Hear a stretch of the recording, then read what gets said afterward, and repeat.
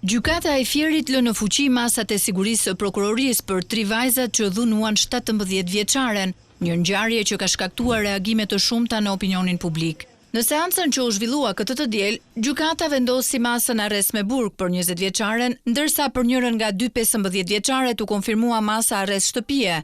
Për të miturën tjetër, gjykata vendosi shtrim të përkohshëm në spitalin psikiatrik.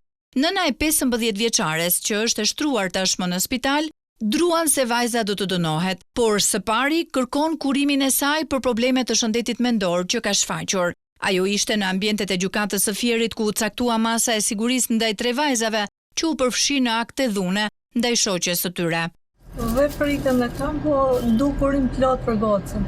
S'di gjë, si gjë, për këtë jam shqetësuar shumë. E kam takuar 2 herë. Si duket? Çka? Prindrit e 15 vjeçares nuk njihnin shoqet me të cilat e bia shoqërohej dhe as prindrit e tyre. Vajza kishte filluar të kthehej në orët e para të mëngjesit në shtëpi dhe nuk i pyeste prindrit e saj. Jo, telefonin që kemi bler ne, edhe rrobat çka ka pas vetë, as i rroba s'ka pas. Jo, isha me shoqe, nuk më tregonte. Prindrit kishin një vit që orvateshin si në dyert e shkollës edhe në polici, por askush nuk i kishte ndihmuar. Madje u kishin ndëruar edhe shkollën ku ajo studionte.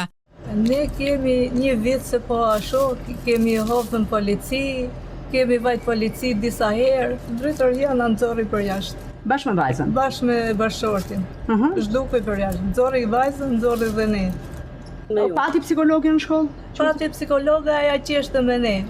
E çun gocën në shkollë tjetër, goca nuk pranoi. 15 vjeçarja do të vijojë të trajtohet në shërbimin e psikiatrisë në Tiranë, ndërkohë që më herët ajo kishte dhunuar edhe të amën.